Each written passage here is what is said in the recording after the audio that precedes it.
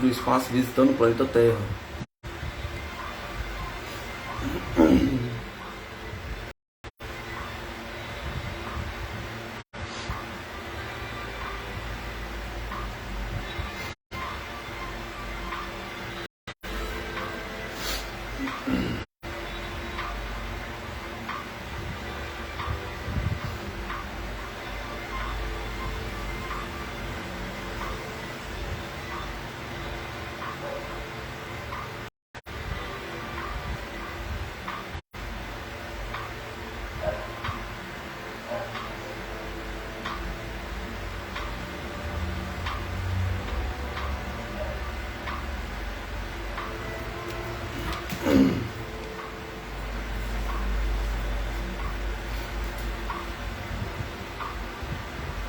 O caso Vanderlei.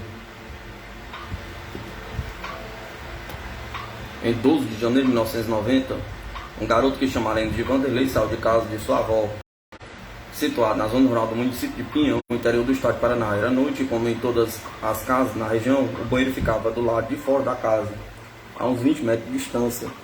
Devido à escuridão do lugar, a região não possui energia elétrica e ele andou alguns metros até a frente da casa.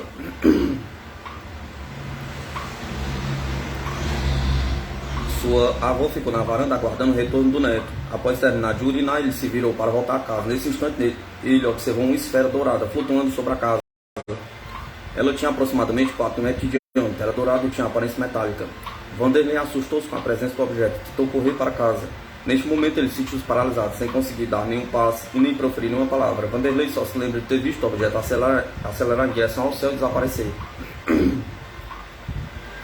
No mesmo ano, no mês de outubro, em 1990, Vanderlei estava dormindo em seu quarto, num apartamento no centro de Curitiba. Ele acordou no meio da noite, olhou na direção da porta do quarto. Vanderlei observou no quarto escuro 3 luzes claras que permaneciam observando. Um deles se aproximou de Vanderlei e sentiu um calafrio em todo o corpo, ficou novamente paralisado. Logo depois ele conseguiu se soltar, virando rapidamente para o outro lado e dormiu em seguida. No período em que Vanderlei morou neste apartamento, ele sempre teve um sonho repetível, que estava descendo a escadaria do prédio durante a noite, correndo e fugindo de algo que voava pela escada. O sonho termina quando, em dado momento, ele não consegue mais correr e perde suas forças. Em outra ocasião, no ano de 1997, ele morando em outra casa, sonhou que acordou no meio da noite e abriu a porta do quintal. Lá havia um objeto luminoso flutuando sobre o quintal. O sonho termina nesse ponto. No dia seguinte, seu pai falou que alguém na casa teria aberto a porta à noite, visto que ele mesmo foi o último a se deitar e fechou a porta. Em outubro de 2000, o hipnólogo Mário Nogueira Rangel realizou a hipnose em Vanderlei. Ele foi regredido até a data. Em ocorrência e experiência do sítio, em 1990, através da hipnose, foi constatado um evento de abdução. Ele recordou-se que, ao se voltar para casa, sentiu-se paralisado. Do objeto foi emitido um raio de luz branca, que parecia ter consistência. Ele foi elevado até uns 10 metros de altura, sendo que ele pôde ver o telhado da casa e as árvores em seus pés. À sua frente estava o objeto flutuando. Ele lembrou-se que o objeto era esférico, tinha janelas redondas e uma porta. Na porta do objeto havia um ser. Muito rapidamente ele entrou no objeto. Ele entrou flutuando no objeto. Ele não viu o ser que estava na entrada, mas sabia que ele estava lá, dentro do objeto esférico. Havia um outro ser que estava atrás de Vanderlei. Após alguns segundos, uma porta se abriu à sua frente. Ele não sentiu seus pés tocando o chão do objeto, sentia apenas calor. Durante a regressão, observou que Vanderlei transpirava. Tal efeito é psicológico pelo fato da testemunha reviver a experiência durante a hipnose. Ele passou flutuando por esta porta. Havia um corredor à esquerda, por onde ele foi levado. Havia 2 seres atrás do Vanderlei. Até aquele momento ele não havia visto o rosto dos tripulantes do objeto. Ao final do corredor havia uma sala onde ele foi colocado. Nesta sala não havia nenhuma janela. Ao redor da mesa havia algumas estruturas estranhas. Eram de cor parda e circundavam a mesa. Ele foi colocado nesta mesa e foi aí que viu o rosto do ser pela primeira vez. Ele começou a chorar e soluçar. Os seres eram baixos, cabeça grande, desproporcional ao corpo, com olhos grandes e negros, boca quase invisível. Eles tinham 4 dedos que pareciam ásperos e úmidos ao toque.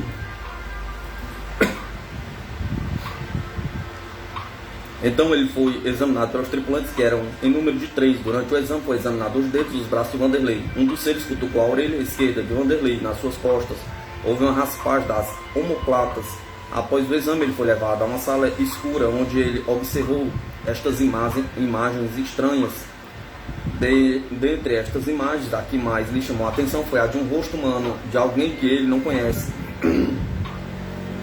Após a passagem por esta sala escura, ele foi devolvido no mesmo lugar onde foi pego. Interessante que ao sair do objeto voltou a sentir frio e a ponto de tremer durante a regressão.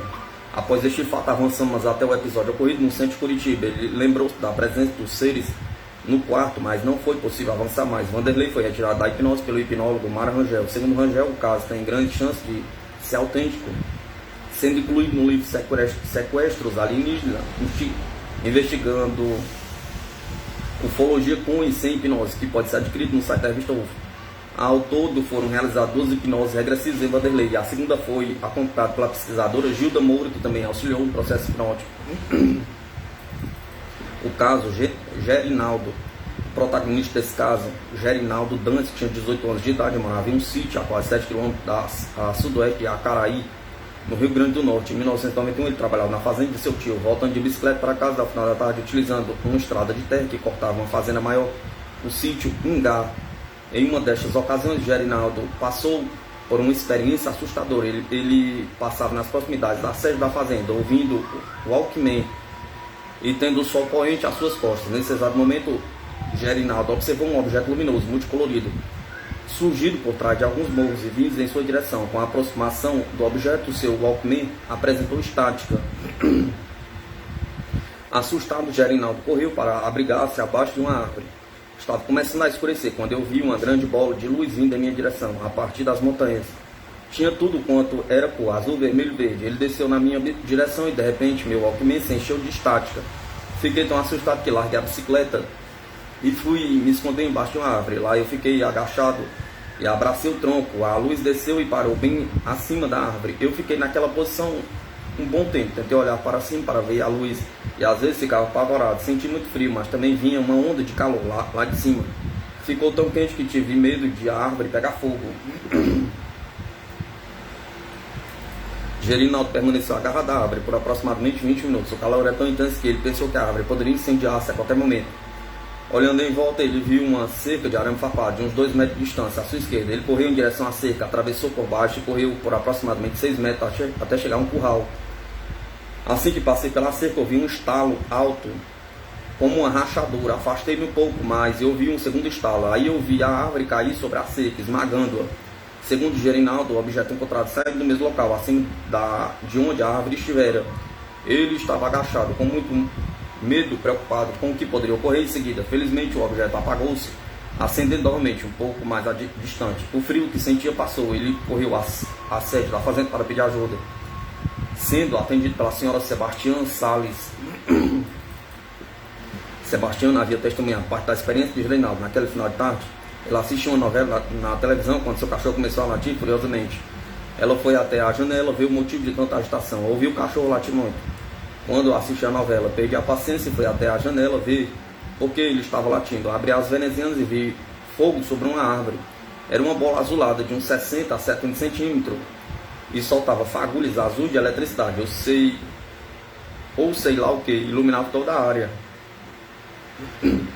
Fui até a porta e observei a luz estava muito baixa, tocando a árvore, e tinha um sujeito agachado embaixo. No começo não percebi ninguém, porque era muito difícil ver com aquela luz. Achei que ia perder minha novela, por isso fechei a porta e a janela e voltei para dentro de casa para assistir, declarou ao ufólogo americano Bob Brett, que investigou o caso.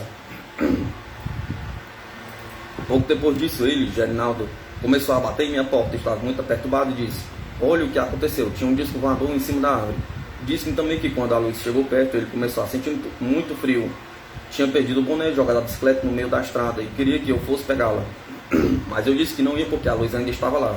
Nós dois ficamos com medo. Eu disse a ele: vamos chamar o administrador da fazenda e pedir que vá buscar a bicicleta, pois eu é que não vou lá. Liguei para o administrador e ele trouxe a bicicleta. Sebastiano não chegou a ver a árvore caída, mas ouviu o estalo. Quando Ouvi quando ela rachou e quebrou. Era uma árvore muito verde. Bem cedo da manhã seguinte eu fui olhar. Era estranho porque havia umas fibras queimadas. Parecia que a árvore tinha sido arranhada por unhas grandes.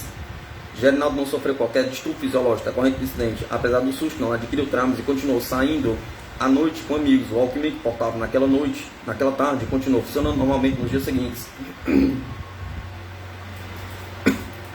Caso Moisés Campelo. Em maio de 1991, ocorreu um impressionante caso ufológico de natureza agressiva contra um sitiante da localidade de Ronaldo Redondo, no Rio Grande do Norte. O protagonista do caso, Moisés Campelo, fazendeiro, saiu da casa de seu irmão nas proximidades da igreja da localidade e começou a descer uma colina a caminho de sua casa, situada a pouco mais de 1 quilômetro dali. Já era noite e garoava, mas Moisés não abriu seu guarda-chuva, caminhando tranquilamente. Após descer a colina da casa de seu irmão, ele iniciou a subida de outra colina. Ao chegar ao topo desta, percebeu um brilho à sua direita. Aparentemente, ela estava sobre a montanha situada a 3 km a leste de sua posição. Imaginando tratar-se de um carro, ele não deu atenção ao fato e continuou seu caminho. Após alguns poucos passos, a estranha luz surgiu logo acima de sua cabeça. Era tão intensa que chegava a arder os olhos da testemunha. Tinha o tamanho de uma casa e aparentemente girava lentamente. Do objeto surgiu uma luz que envolveu Moisés. Ele sentiu-se paralisado quase que imediatamente. Ao mesmo tempo em que o calor muito forte envolveu seu corpo, ele sentiu-se muito leve, sendo como que sugado em direção à luz. Aquilo iluminou toda a minha volta e ficou muito quente. Eu senti que estava sendo sugado para cima. Fiquei com muito medo mesmo. Subi mais ou menos 1,5 metros. Não consegui falar nem gritava por ajuda e não podia me mexer. A luz era quente demais. Eu estava apavorado. Moisés contou ao pesquisador Bob Brett, em entrevista concedida 16 meses após o episódio, que na ocasião portava um pacote de biscoito que carregava debaixo do braço. Durante o contato, ele sentiu seu corpo tão rígido que esmagou todo o pacote. A testemunha não tinha ideia precisa de quanto tempo ficou suspenso abaixo do aparelho. Estimava que aproximadamente 5 minutos. Após este tempo, ele foi recolocado no solo e a luz se afastou, posicionando sobre uma árvore aproximadamente 20 metros de distância, brilhando intensamente. Após ser liberado, Moisés caiu no chão, sentindo muita tontura e com ardência nos olhos. Ele arrastou-se com dificuldade em direção à sua casa, que se situava próximo dali. Estava rastejando como uma lagartixa, porque não conseguia andar. Afastei-me dali uns 200 metros e fiquei embaixo de uma árvore pequena, onde parei um pouco para descansar. Depois comecei a me mexer de novo, e assim que saí debaixo da árvore, eles voltaram e me pegaram novamente. Desta vez, um aparelho veio por trás e posicionou-se próximo à árvore onde o fazendeiro estava. Novamente um facho de luz foi emitido na sua direção e o sitiante sentiu-se levitar em direção ao objeto. Minha cabeça bateu nos galhos enquanto eu subia. Fiquei paralisado de novo, mas desta vez senti muito frio. Não podia me mexer ou gritar. E a luz feria meus olhos outra vez. A coisa estava em cima de mim, girando. Muito assustado, Moisés começou a rezar. Desta vez, Moisés permaneceu por aproximadamente 15 minutos suspenso abaixo do objeto. Após este tempo, Moisés foi liberado, ainda suspenso no ar, caindo com força no chão. A paralisia passou, mas ele ainda sentia muita dor. Tendo um novo assédio do objeto, ele arrastou-se para casa. Meu olho esquerdo começou a inchar, parecia que ia sair da cabeça. E quando entrei em casa, não estava enxergando com ele. Moisés, ao chegar em casa, bateu nervosamente a porta para que sua mulher abrisse, permitindo sua entrada. Ele estava histérico e não conseguia relatar o que havia acontecido. Sentei-me na cadeira por uns 5 minutos, não conseguia falar. Um pouco depois olhei pela janela e vi uma luz sobre a igreja. Quando aquilo aconteceu, ela era branca, mas àquela distância parecia uma enorme bola vermelha. Ficava balançando para frente e para trás, como um pêndulo. A experiência foi muito traumática para Moisés. Depois daquela noite, ele não saiu mais de casa à noite por medo de um novo ataque. Além do trauma, houveram problemas fisiológicos decorrentes do contato pelo qual passou. Meu lado esquerdo ficou amortecido por 3 ou 4 meses. A parte em volta da cintura e dos quadris do lado esquerdo parecia paralisada. Quando entrevistou Moisés em setembro de 1991, Bob Brett constatou que o olho esquerdo de Moisés ainda apresentava-se irritado. Inchou tanto que eu não podia dormir à noite por um bom tempo depois, porque não dava para fechar o olho. Não enxerguei com ele durante alguns dias e ainda tenho dificuldade. Devido ao problema, Moisés consultou um oftalmologista que ele disse que ele precisaria fazer uma cirurgia no olho devido a problemas locais. A cirurgia acabou nunca sendo feita. Casos dessa natureza são muito comuns em cidades do interior do Rio Grande do Norte e estados vizinhos. Os casos ocorridos ali são quase sempre de natureza agressiva, resultando em sequelas físicas e fisiológicas nos protagonistas dos casos. Caso São Jorge do Ivaí. Em fevereiro de 1991 surgiu, no dia para a noite, um ciclo de soja seca na cidade interiorana de São Jorge do Ivaí, Paraná, a 50 km de Maringá, que foi mostrado pela equipe de reportagem da televisão Cultura de Maringá, Rede Globo local. Ao lá chegarmos, deparamos com um ciclo de soja seca com 30 metros de comprimento e no seu centro 3 orifícios equidistantes,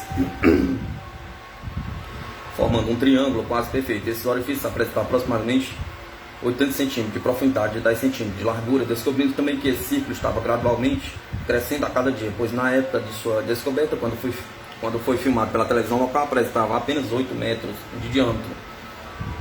Ou seja, em aproximadamente 20 dias, teria crescido 22 metros. A 2 metros dos 3 orifícios encontramos outro fenômeno que deixou a população local perplexa. Havia um sulco em forma de V que realizava um corte de ponta a ponta do ciclo, mas com um estranho detalhe: a soja que se encontrava no meio do ciclo estava intacta e de pé.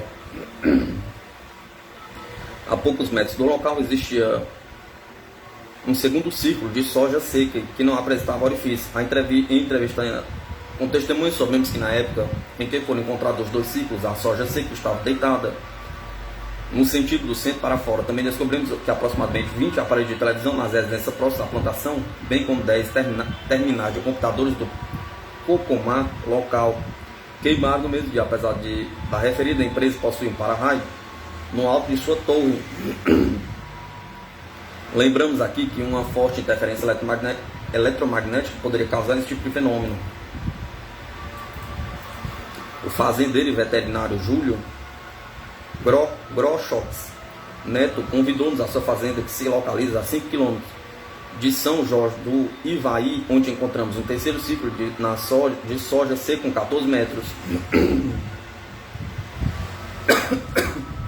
de diâmetro, apresentando apenas um pequeno orifício com um centro com 10 centímetros de largura por 5 centímetros de profundidade. Encontramos 2 fileiras de soja verde perpendiculares que cruzaram o ciclo, uma à direita e outra à esquerda do orifício central. Realizei um pequeno teste prático com a bússola em todos os orifícios, encontrados e notamos uma forte interferência magnética.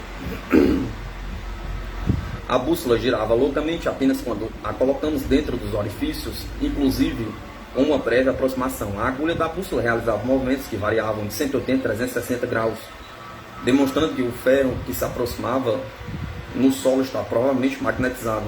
Na semana seguinte voltei a São Jorge do Ivaí em consequência de mais 2 ciclos encontrados na soja. A 5 km em outra estrada que permite acesso a São Jorge, na fazenda do senhor Darcy Crivellaro, encontramos um ciclo diferente em 2 aspectos, com 14 metros de diâmetro e com um orifício de 23 centímetros de largura por aproximadamente 5 metros de profundidade. A soja dentro do ciclo estava verde, quando que o resultado da plantação se encontrava madura em época de colheita. Darcy nos relatou que na época em que foi encontrado um ciclo, a soja estava murcha e não seca, e que na borda do buraco orifício desprendia uma fumaça cinza com pequenas proporções. Encontramos também 4 sulcos em semiciclos cavados no final do ciclo para fora, cada um com medidas aproximadas. Em nossa coleta de amostra, realizamos neste caso específico observações da presença dos pequenos pontos pretos na terra, como se tivesse queimado somente em alguns pontos. Outros 2 ciclos foram encontrados em locais diferentes. Em outras 2 estradas que permitem acesso a São Jorge do Ivaí, aproximadamente 5 km. O último deles também apresentava 3 orifícios com características idênticas ao primeiro ciclo, referentes à soja, às medidas de profundidade, largura e distância. Trouxemos as amostras para o Departamento de Física da Universidade Federal do Paraná, o UFPR, na pessoa do professor Germano Afonso, que realizou testes físicos relacionados ao magnetismo do solo, detectando grande variação magnética. A opinião do professor Germano Afonso é de que se tratava de uma chuva de micrometeoros, ignorando outras evidências apresentadas por mim, considerou apenas as amostras. pois estas contrariavam sua hipótese. Relutou em não aceitar qualquer outra hipótese em questão. Aproximadamente na mesma época, ele e outros cientistas da mesma universidade estiveram na cidade de Pato Branco pesquisando um caso similar aos encontrados em São Jorge do Ivaí. Encontraram um ciclo de soja queimado com 4 orifícios de 10 centímetros de largura por 4 metros de profundidade. Lá cavaram até tentando encontrar indícios de rastro de meteoros, mas somente encontraram interferência magnética nas amostras do solo. Estranhamente, o professor Afonso prometeu-me alguns documentos contendo o resultado das amostras, mas até o presente data não foram entregues.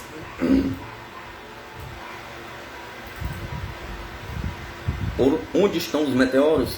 Por que os aparelhos de TV e terminais de computador queimaram? Pergunta. Como e por que foram realizados ciclos em forma de V, onde a soja encontrada intacta em pé? Pergunta. Por que 2 fileiras de soja do terceiro ciclo estavam verdes? Pergunta. Por que os ciclos aumentavam de tamanho? Pergunta. Por que outras hipóteses como a do fenômeno OVNI foram ignoradas pelos filhos da Universidade Federal de Paraná? Pergunta. Sabemos que o método científico trabalha com hipóteses, não apenas com uma hipótese. Estas características estão particularmente relacionadas ao fenômeno OVNI. Para reforçar essa hipótese, temos o depoimento do piloto civil Carlos Roberto Grou, que avistou na estrada em direção a Maringá um estranho objeto que deixava uma pequena esteira de fumaça por onde passava. Segundo seu depoimento, nada conhecido se compara ao que ele e outras pessoas haviam visto. Mais tarde veio a confirmar que nenhuma aeronave conhecida sobrevoou o local. Um amigo de Carlos Roberto, também piloto que sobrevoava a região, em seu avião também confirmou o avistamento do tal OVNI.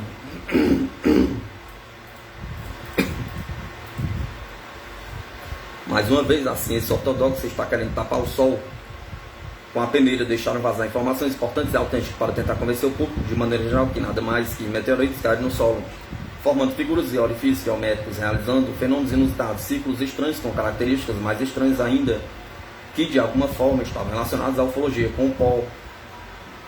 Como o pó se relaciona à Terra, não há dúvidas que em fevereiro de 91 fomos visitados por ilustres desconhecidos que possivelmente vieram coletar amostra de soja de solo por algum motivo desconhecido por nós.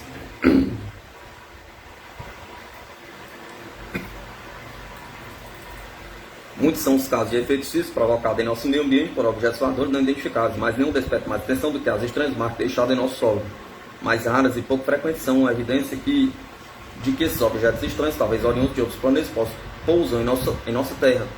É comum, nesses casos, encontrarmos a forma de círculo, tripé ou triângulos em plantações ou solos variados. Também apresentam muitas vezes forte magnetismo e radiação, contados através de contadores Geiger, bússola e magnetrômetros. O ufólogo americano Ted Fielder já pesquisou centenas de casos nos Estados Unidos e recebeu material proveniente de várias partes do mundo.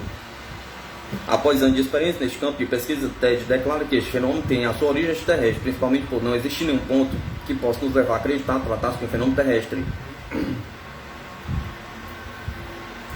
Em 1982, pesquisamos o caso Salik, onde encontramos um ciclo queimado em meio à mata tropical da Serra do Mar, mais precisamente no município de Antonina.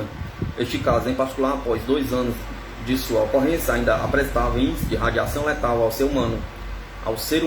Agora em 91, mais um registro de marcas circulares em solo paranaense foi pesquisado. No mês de fevereiro, a cidade de São Jorge do Ivaí, aproximadamente 30 km da cidade de Maringá, foi parte da presença de extraterrenos. Cerca de 6 ciclos misteriosos foram registrados.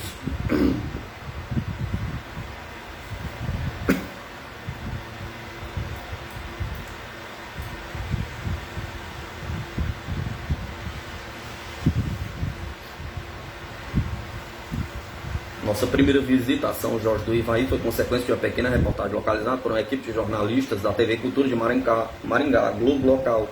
Ao chegarmos na cidade, recebemos o auxílio do engenheiro agrônomo Antônio Barba, que gentilmente nos levou ao local do ciclo mencionado pela reportagem da televisão. Inicialmente nos deparamos com um ciclo de soja seca com 30 metros de comprimento, em seu meio 3 orifícios equidistantes, formando um triângulo quase perfeito. Esses orifícios apresentavam profundidade de aproximadamente 80 cm por 10 cm de largura. Descobrimos também que este ciclo estava gradualmente crescendo a cada dia, pois na época de sua descoberta, quando foi filmado pela televisão local, apresentava apenas 8 metros de diâmetro, ou seja, 20 dias teriam crescido 22 metros. mas dos 3 orifícios encontrados. Outro fenômeno deixou a população local curiosa. Havia um sulco em forma de V que realizava um corte de ponta a ponta no ciclo, mas com um detalhe estranho.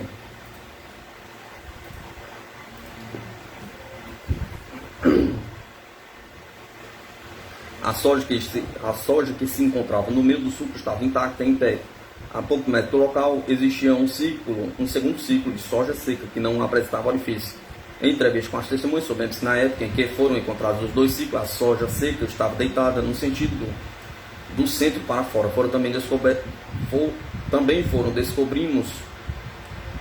Também descobrimos que aproximadamente 20 aparelhos de TV das residências próximas à plantação, bem como 10 terminais de computadores da Cocomar local queimaram no mesmo dia. Apesar da referida empresa possuir um para-raios no alto da sua torre, lembramos aqui que uma forte interferência eletromagnética poderia causar este fenômeno. O fazendeiro e veterinário Júlio Gropowski Neto nos levou à sua fazenda a 5 km de São Jorge do Havaí, onde encontramos um terceiro ciclo de soja com 14 metros de diâmetro, apresentando apenas um pequeno orifício ao centro, com 10 cm de largura por 5 cm de profundidade. Aqui encontramos 2 fileiras de soja verde que cortavam o ciclo, uma à direção, uma à direita e a outra à esquerda do orifício central.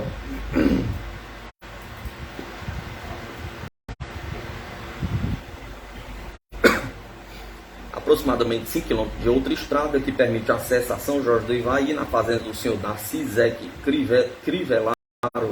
Por consequência de nossa segunda visita, nos deparamos com um quarto ciclo que apresentava características diferentes, com 14 metros de diâmetro e um orifício de 23 cm por largura, por 5 cm de profundidade aproximadamente. A soja estava verde, enquanto que o resto da plantação encontrava-se amarelada. Já em época de colheita, Darcy nos explicou que na época em que o ciclo foi encontrado, a soja estava murcha e não seca, e nas bordas do buraco saía uma fumaça cinza em pequenas proporções. Em nossa coleta de amostras realizada neste caso, encontramos pequenas manchas pretas na terra como se estivesse queimada. Em alguns pontos encontramos também 4 sulcos ou em semicírculo escavado no final do ciclo para fora, cada um com medidas aproximadas, mas 2 círculos foram encontrados em local diferente, a aproximadamente 5 km de São Jorge do Havaí, em outro acesso. O último deles também apresentava 3 orifícios com características idênticas ao primeiro ciclo, referentes à soja em medidas de profundidade, largura e distância. Realizamos um teste prático com uma pequena bússola em todos os orifícios, apresentou-se forte interferência eletromagnética, em todos eles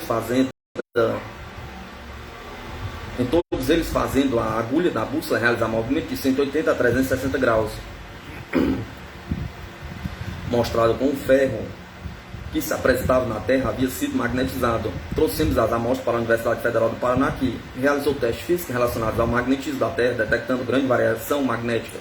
A opinião dos físicos desta universidade é que se trata de uma chuva de meteoros, mas nós perguntamos onde estão os meteoros, por que os aparelhos da TV e os terminais de computador queimaram, e por que foi realizado um sulco em forma de V, onde a soja encontrava-se intacta em pé.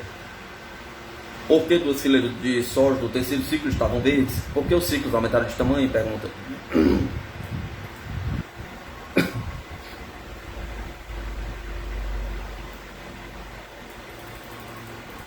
O caso do Rio Pequeno. A cidade de Antonina destaca-se no cenário ufológico paranaense pela quantidade de avistamentos registrados, bem como pelos recorrentes mistérios e lendas da região. Honrando sua fama, a cidade foi palco de um interessante caso de pouso de UFO ocorrido na zona rural do município. No ano de 2007, as regiões rurais da cidade Antonina, Paraná, estiveram às voltas com o fenômeno UFO.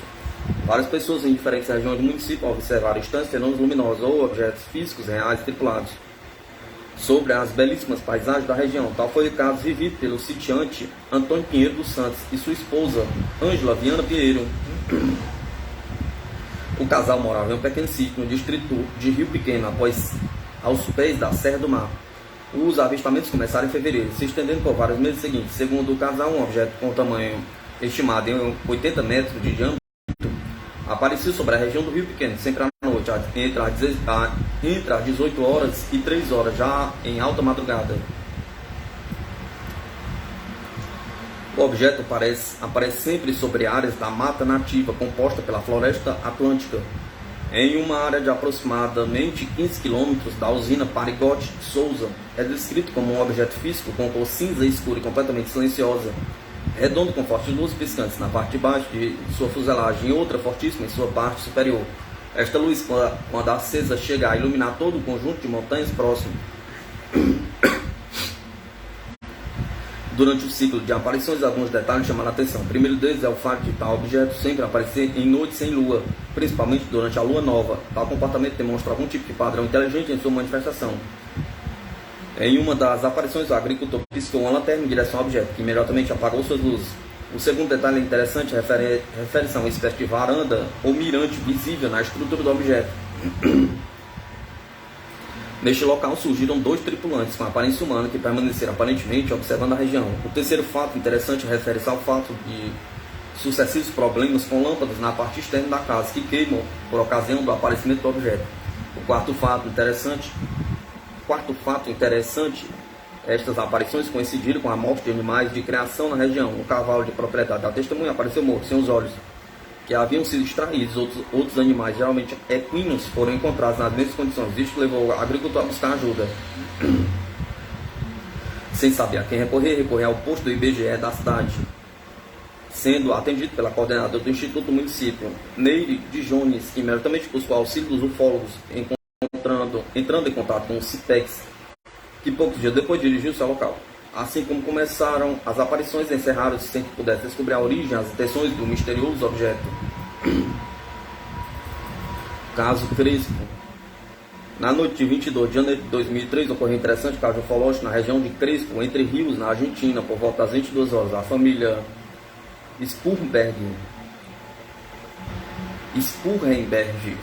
preparava-se para dormir quando foram alertados por latido de cães de sua propriedade. Ao olhar pela janela, descobriram o motivo de tanta inquietação. A leste da propriedade havia um estranho objeto com tamanho estimado de 100 metros pairando no ar. Ao redor do aparelho havia algo como janelas brilhantes. Pouco depois, outro objeto luminoso é observado, desta vez a oeste. Esta luz, descrita como densa, cintilante, aproximava-se da casa da família. Ao chegar a aproximadamente 50 metros da residência, seguiu em direção à garagem da propriedade. As testemunhas assustadas permaneceram na casa, aguardando o desenrolar dos acontecimentos. 10 minutos depois, a estranha luz cintilante simplesmente se apagou. Ao checar outra janela, perceberam que o outro objeto também havia sumido. Após isso tudo, todos resolveram ir dormir. Pela manhã, tudo parecia normal. Mais tarde, ele resolveu ir ao campo verificar o local onde a estranha luz estivera.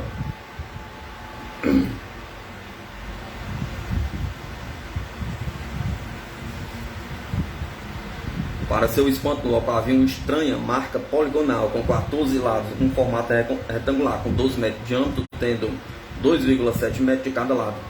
Com a divulgação do caso, surgiram várias opiniões sobre o episódio. Para o pastor protestante da comunidade de Crespo, o caso teria origem satânica e, porém, deveria ser esquecido. Para os céticos detratores, seria uma farsa devido à presença de carbono de cálcio no campo, que, segundo destes, teria sido depositado ali por alguém. Mas quem teria ido até ali, numa zona rural, correndo o risco de ser atacado por cães ou mesmo levar um tiro do proprietário do imóvel, somente para depositar cálcio, para simular um caso ufológico? Pergunta. Fato ignorado por estes críticos é o posicionamento das testemunhas, que não estiveram nada contentes com a fama decorrente do episódio e com a constante visita de curiosos ao local.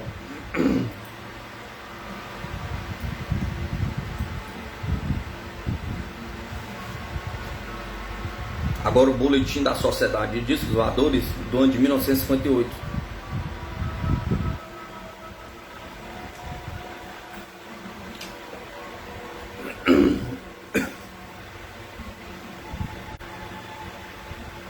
Sociedade Brasileira de Estudos sobre Discos Voadores. Boletim de 1958.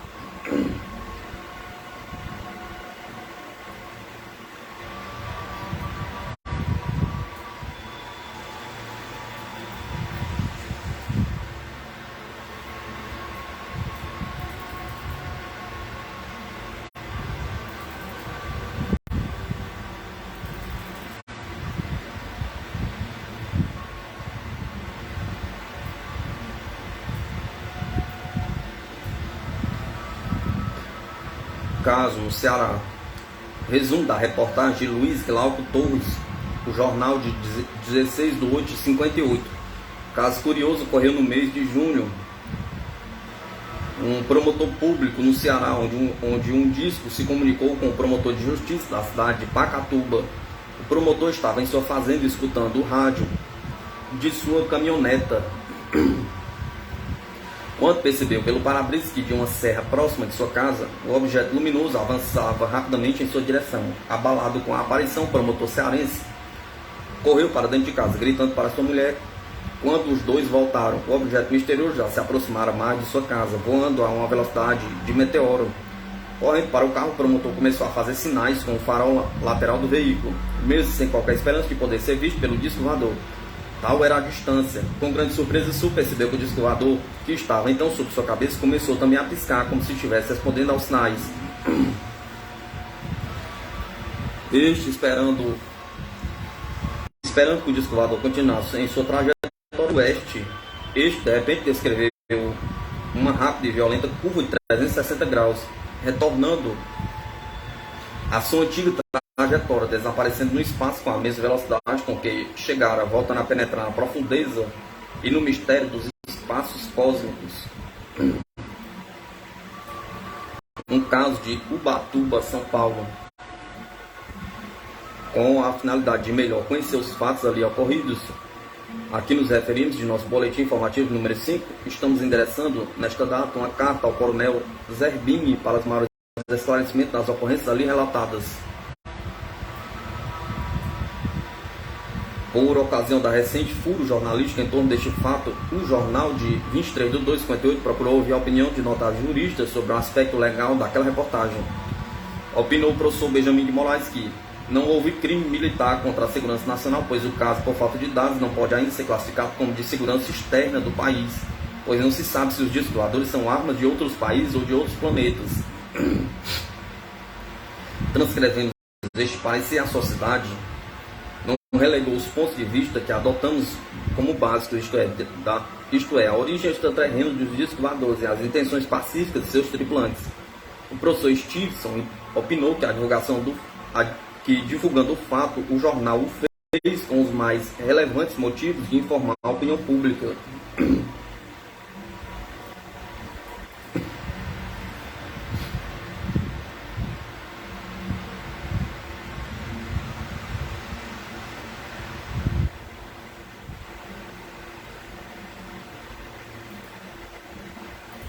No interessantíssimo livro Flying Saucer from Outer Space, traduzido para o português sob o título A Verdade sobre os Discos Voadores, edição da Livraria Clássica Brasileira,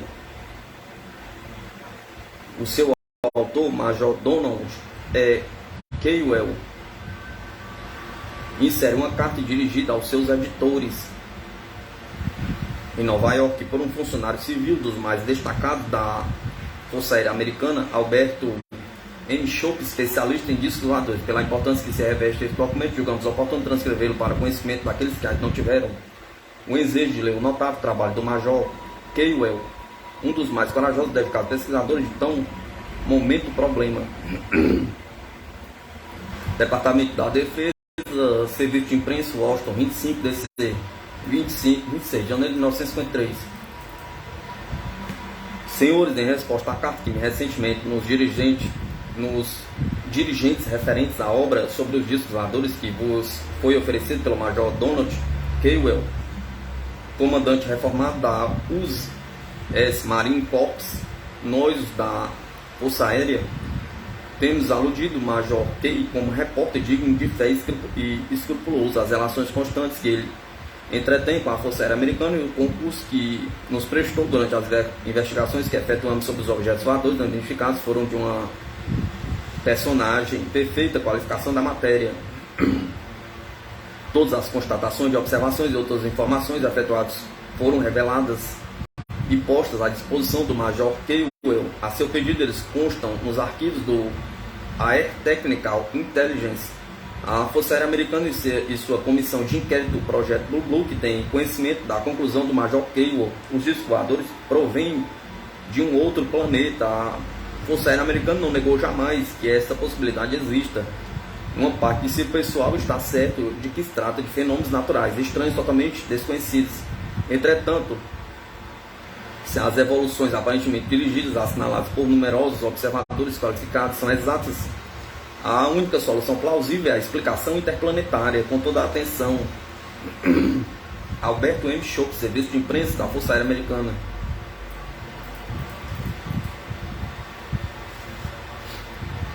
Resumo da entrevista à Rádio Nacional através do programa É Verdade ou é Mentira, de Pernambuco, pelo Dr. Walter Bulli, no dia 12 de setembro.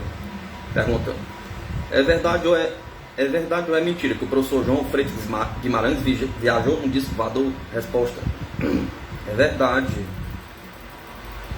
Como já dissemos muitas vezes, é de suma importância que consideremos o nível moral das pessoas que fazem tais afirmativas para a avaliação do crédito que daremos às suas declarações. Ora, nossa imprensa, algumas vezes impiedosamente, já se ocupou largamente do professor Guimarães e nada pôde dizer contra o seu caráter, contra a sua honra. Por outro lado, chegou ao nosso conhecimento que o coronel Coqueiro, pertencente à nossa aeronáutica, examinando o desenho do disco em que teria o professor viajado e por ele mesmo desenhado, deu-lhe completa cobertura, dizendo que nos arquivos da Força Aérea existe realmente fotografia de um disco observado em Porto Alegre, semelhante ao desenhado pelo professor. Pergunta: por que não são essas fotografias trazidas a público? Resposta: a explicação que passaremos a dar decorre da lógica generalizada, já que oficialmente nada existe a respeito dos discos. Talvez o comportamento dos tripulantes dos discos voadores seja considerado pouco lisonjeiro pelas autoridades governamentais em geral, passando por cima dos altos escalões das nações responsáveis pela vida e segurança de seus governados, para se dirigirem a indivíduos sem projeção nacional. Já comentamos no boletim 5, para nós terrestres, não há no momento explicação para o critério por eles adotado para estas preferências. Pergunta: como é tratado este palpitante assunto nos Estados Unidos do ponto de vista oficial? Resposta: nós todos tomamos conhecimento através dos jornais da polêmica entre o Senado e a Força Aérea Americana. Reclamava aquele da atitude da Força Aérea ocultando a verdade sobre o assunto. Segundo o comandante Áureo Febo Simões, cujas ligações com elementos do governo americano são bastante conhecidas, os pilotos americanos que revelam qualquer observação a respeito dos desfiladores são multados e punidos com prisão. E ao que nos parece, o comandante Simões é pessoa grandemente conhecedora do assunto e elemento altamente credenciado do ponto de vista oficial americano. Pergunta: sabe o senhor se por acaso o comandante Simões considera os desfiladores engenhos pacíficos? Resposta: ainda não tive a oportunidade de falar pessoalmente com este comandante do Cruzeiro do Sul.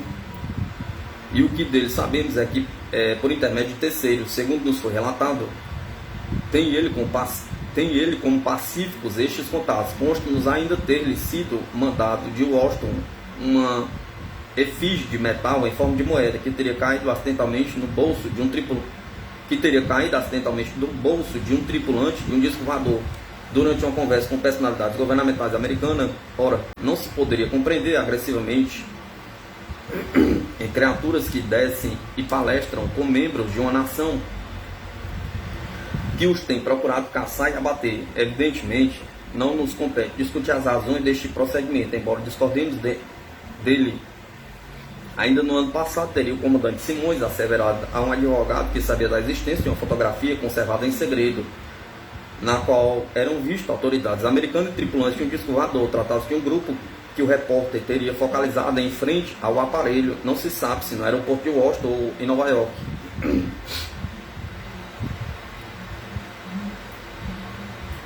Deve ou não os governos da ciência ao público daquilo que conhece sobre os discos voadores? Pergunta: este problema vem sendo encarado por diversos países. Passamos a analisá-lo com referência aos Estados Unidos, valendo-nos de informações colhidas no informe de junho de Washington, que relata haver uma comissão de cientistas, entre os quais Tarto Pago e John Hopkins University,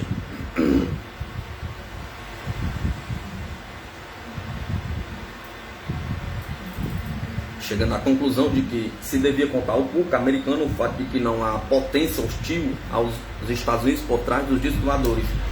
Esta comissão teve como base de seu estudo em 1953, material fornecido pela Força Aérea Americana. Até hoje, suas conclusões ainda não foram divulgadas.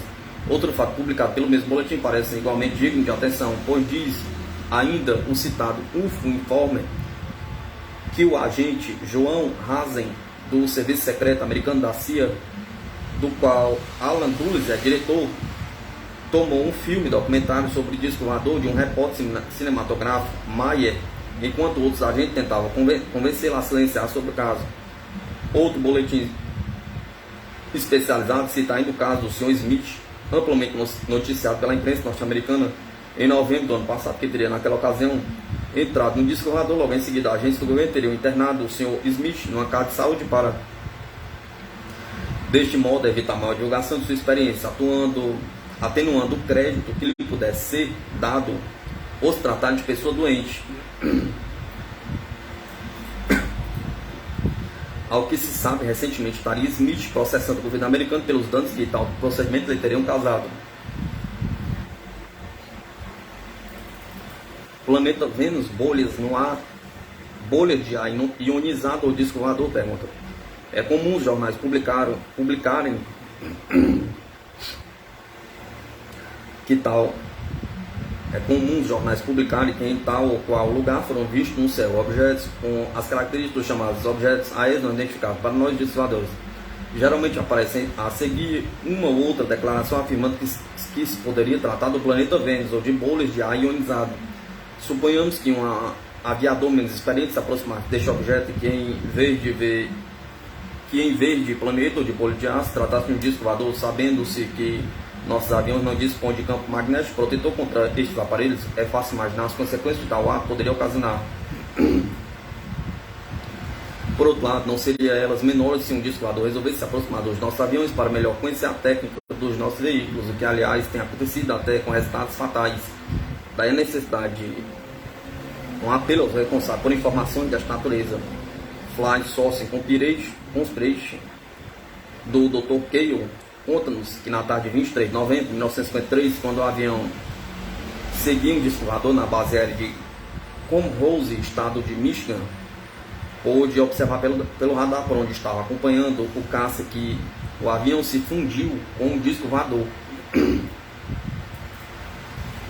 Nunca mais se pôde descobrir sinais deste avião, ao que tudo indica, parecia ter sido levado para outros planetas pelo disco. Recentemente, carta de George Adams, que relata o fato parecido, que não tendo sido por ele presenciado, teria chegado ao seu conhecimento através de pessoas de responsabilidade que lhe teriam pedido explicação para o fato. Segundo afirma Adams,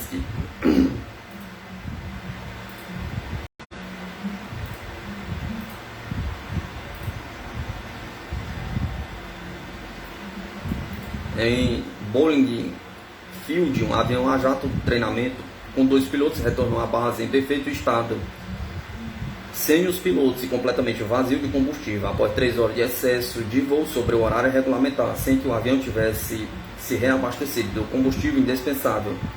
Foi a seguinte a explicação de George Adams para este fato. Após algum treinamento, o avião teria permanecido algum tempo sob o controle dos discos voadores, enquanto os aviadores de ambos os aparelhos teriam mantido palestra que exigiu mais tempo que o previsto para a duração do treinamento regulamentar. Esgotado esse prazo regulamentar, os pilotos teriam naturalmente que prestar declarações aos superiores da razão desta inflação e como teria podido voltar à base sem combustível, tendo voado 3 horas além do tempo previsto.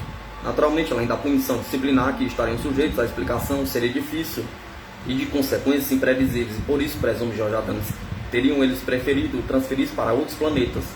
Finalmente explica Adams que o fato de o avião se manter sem combustível e assim poder voltar à base pela influência da força magnética utilizada pelos discos voadores.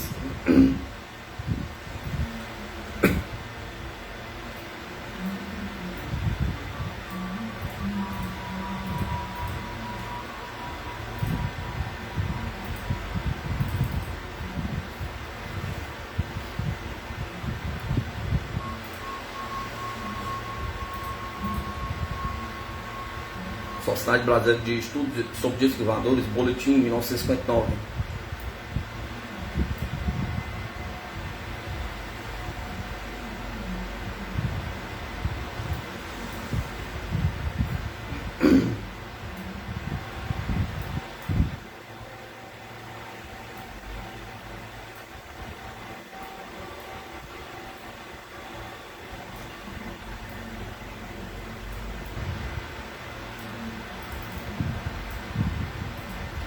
Investigações e relatos. Informada de que no estado de Minas Gerais, localizado em Mindurim, e no estado do Rio de Janeiro, cidade de Paraíba do Sul, haviam sido vistos discos voadores. A sociedade procedeu a pesquisa, nas quais resultaram os inéditos relatos a seguir transcritos. Também será transcrito um caso ocorrido em São Paulo, capital, que já foi objeto de entrevista publicado no Jornal do Brasil e debatida em sessão pública em 2 de junho. O estado de Minas Gerais, Mindurim, investigações de WB, Junta, AJ e CM. Os entrevistados declararam: julho de 1958, CM, irmão de J, viu e contou 4 discos. Era a hora do almoço, 10 horas da manhã, e todos os presentes, aproximadamente 20 pessoas, saíram para vê-lo também. Os discos fizeram 2 voltas em sentido perpendicular e horizontal em torno da fazenda. Tinham o formato de uma lua cheia, eram silenciosos e deixavam um rastro de fumaça branca de cerca de um comprimento de mais ou menos 1,5 do tamanho do disco. Estado do Rio de Janeiro, Paraíba do Sul, investigação de WP, junta a ele. O entrevistado declara: agosto de 1958, era tardinho, um morador de modesta casa, a uns 30 km de Paraíba do Sul, indo ao campo local, aproximadamente 200 metros atrás de sua casa, avistou um objeto que caiu do céu. Era brilhante e vinha rápido em sua direção, sem qualquer ruído, salvo um ligeiro chiado que foi ouvido quando o objeto já estava pousando no solo. Um pouco distante desse local, o nosso entrevistado viu abrir uma portinhola redonda na parte inferior do objeto e surgiu o busto de um homem que sorria para ele. Disse o entrevistado que seu primeiro impulso foi correr, mas o medo prendeu suas pernas. Então o homem caminhou em sua direção. A poucos metros apanhou uma pedra do chão e como que a examinou, depois estendeu-lhe a mão aberta, num gesto que não lhe foi possível compreender. Em seguida, o visitante apontou para a sua frente. Mais uma vez, não sabia o nosso entrevistado se ele queria se referir ao morro, às árvores ou a qualquer outra coisa. Por isso, conservou-se calado. O estranho visitante tentou ainda comunicar-se, não conseguindo. Num gesto de enfado, deu as costas ao nosso entrevistado, encaminhando-se para o não menos estranho objeto, que se ergueu lentamente do solo e, aos poucos minutos, desapareceu no espaço. Fomos ainda informados de que o homem era bonito, de cabelos longos e loiros, de pele rosada e limpa, sem bigode nem barba, de aproximadamente 1,72 m de altura. Vestia uma espécie de macacão claro, sem bolsos ou costuras. Expressou-se apenas por gestos que não puderam ser compreendidos. O objeto era amarelo como ouro e tinha umas aberturas retangulares na borda, por onde saiu uma fumacinha branca e parecia formado por 2 partes, como bacia. São Paulo, capital. Investigação de WB junta a LHS. O entrevistado declara: em abril de 1959, teve 3 encontros com os tripulantes do disco voador, no dia 25, 26 e 30. No dia 25 havia ido a um baile e com insônia foi ao quintal, onde ouviu um barulho como uma ventania muito forte. E olhando para cima, viu um círculo no ar com um ferro em brasa. Voltou à casa para chamar os pais, mas indo ao local ninguém viu mais nada. Foi dormir e às 4h30 da manhã despertou sobressaltado e atraído novamente para o quintal. Encontrou uma mensagem que dizia: compareça amanhã às 3h10 neste mesmo local e não diga nada para não correr risco de vida. Voltando novamente a casa, tomou um calmante e foi dormir. No dia seguinte, como que se esqueceu do incidente, pois foi a uma festa dançante à tarde, ao cinema à noite, e voltou a casa para dormir às 23 horas. Nada de anormal até aqui.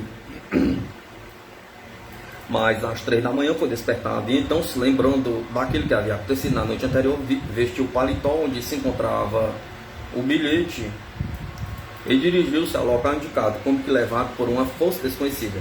Às 3h10 ficou completamente paralisado e apareceu um círculo de 6 metros de diâmetro, a uns 100 metros de altura, de cujo interior saiu um ser humano em espiral por uma porta em V, e que permanecia a uns 20 centímetros do solo. Tinha um capacete embaçado, usava roupa como de plástico, que vinha do pescoço aos pés, luvas transparentes como que de vidro, e que lhe disse: pode entregar-me aquilo que você achou? Perguntou o tripulante. LH tirou então o bilhete do bolso e entregou ao interlocutor, que o colocou na mão e no movimento de abrir e fechar as mãos, o papel desapareceu. Em seguida, o visitante solicitou a LH que na madrugada da próxima quinta-feira, às 2h05, comparecesse ao mesmo local, recomendando-lhe ainda que guardasse segredo, para não correr risco de vida, e subindo em espiral como descera, entrou no objeto e sumiu dentro de 1 minuto. Recuperando os movimentos, continua LH. Voltou para casa e, em terrível angústia, não pôde trabalhar nem estudar. Também estava em dúvida se deveria ou não contar à sua mãe aquilo que estava acontecendo, e acabou não contando. Na quinta-feira, combinado, inspetor, com menos emoção, às 2h05, dirigiu-se para o local do encontro, onde, como anteriormente, se sentiu paralisado. Novamente chegou ao objeto do qual, em espiral, descia um ser que, olhando uma coisa no braço do tamanho de um grão de milho, disse: 2h05 da Terra. Nesse ponto, nosso entrevistado disse que quis olhar o próprio relógio, mas não conseguiu porque sentia a mão presa. Perguntou ainda o visitante se tudo estava normal, ao que lhe foi respondido que sim. Pediu então licença e subiu em espiral. Logo em seguida apareceu outro. Não pôde LH afirmar se era o mesmo ou outro, pois que pareciam muito iguais. Que o cumprimentou. O capacete subiu e desceu, mas não foi possível ver-lhe o rosto. Por isso, pensa LH que ele se dedicava a outro estudo. Também este visitante pediu licença, subiu e apareceu um terceiro. Como todos eram muito iguais, não pôde LH afirmar se tratava de uma só pessoa que ia e voltava, ou se semelhante, ou se realmente eram 3. E pediu algo com que escrever. LH perguntou-lhe se era um lápis e ele respondeu: folha. Neste momento, diz LH, voltaram-lhe os movimentos. Ele entrou em casa com certo ruído, apanhou o caderno e ninguém despertou. Nem mesmo pessoa da família que dormia na sala. Voltando ao quintal, quis entregar o caderno, mas o visitante mandou que LH o colocasse na palma da mão. O que foi feito e o caderno subiu sozinho. LH ficou novamente paralisado, cerca de 30 segundos. Depois o caderno voltou, também sozinho, com uma mensagem conforme cópia. Número 1. E o visitante lhe disse: um homem da terra deverá decifrá-la, e quando isto for conseguido, saberemos o que fazer. E agradeceu o LH. Nota: por conveniência, os nomes das pessoas foram substituídos por iniciais, tanto quanto possível conservou-se a forma do relato feito pelo entrevistado. Como curiosidade, transcrevemos as interessantes observações dos caracteres de que trata o nosso relato, colhido junto à LH em São Paulo, e em que nos foram apresentados por um grafólogo na noite de 2 de junho último, com as seguintes conclusões. A mensagem foi escrita em posição horizontal, da esquerda para a direita, em direção à linha vertical do caderno, uma vez que os sinais tendem a se afastar um pouco das linhas horizontais do caderno, quanto mais se aproxima da direita. À direita chega um grupo de sinais a ultrapassar a linha vertical do caderno, da terceira linha, e isso indica que foi sempre desse lado que a escrita terminou.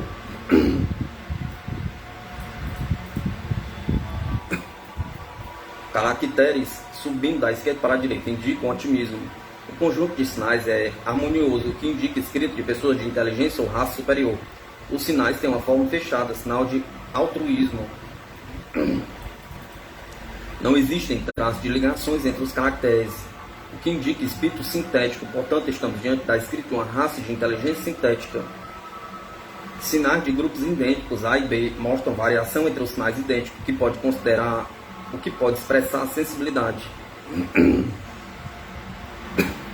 Considerações a respeito do tipo de língua.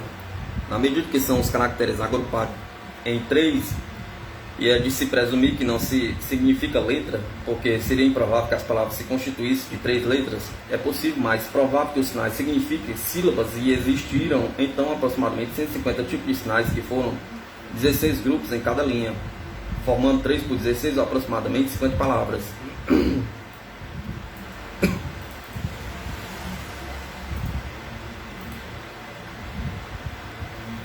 Bahia, reprodução do resumo do relato de J. Martins,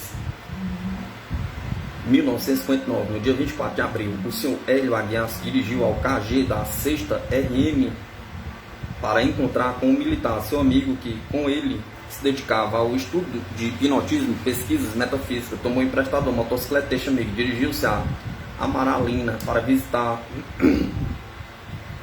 parentes e tirar algumas fotografias de uns sobrinhos, razão porque levava a sua câmera. Diz J. Martins, quando já se achava próximo ao lugar denominado Piatã, Hélio notou algo como uma mancha escura que se formava na direção do oceano. A princípio julgou ser defeito de sua visão, mas a mancha tomava forma e se aproximava. Nesse ponto o motor da motocicleta parou.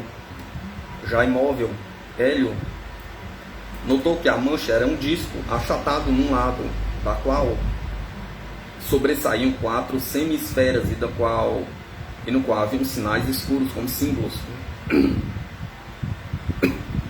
Teve a oportunidade de vê-los bem. No outro lado havia uma cúpula rodeada de reentrâncias ou janelas, e da qual partiam vários tubos paralelos. A cor do objeto era prateada. Na parte onde havia a cúpula existia também outros sinais, que ele não gravou na memória. Hélio bateu 3 fotografias. O objeto girava no ar fazendo uma espécie de looping. 2 das fotos mostram a parte achatada e a terceira mostra a parte da cúpula. Ao bater essas fotos, ele foi sentindo uma estranha pressão no cérebro, o que lhe causava uma crescente confusão. Sentia vagamente como que uma ordem no sentido de escrever alguma coisa. Era como se estivesse sendo hipnotizado. Ao rodar o filme para uma nova foto, perdeu completamente a noção do que se passava. Ao voltar-se, estava desbruçado sobre a motocicleta, tendo na mão esquerda um papel que trazia no bolso, no verso do qual havia um esboço de jogo de botões dos seus filhos, e na mão direita um lápis. No papel estava escrita uma mensagem em português com a sua própria letra, e a mensagem dizia textualmente: que cessem definitivamente experiências atômicas para fins bélicos. O equilíbrio do universo está ameaçado. Permaneceremos vigilantes e prontos a intervir. Esta é a essência do caso. João Martins, com a autoridade de estudioso do assunto e comentador criterioso, analisa detidamente a ocorrência, sem entretanto chegar a uma conclusão definitiva, como nós também. Mas, como para a sua revista, o fato para nós também merece a atenção e respeito.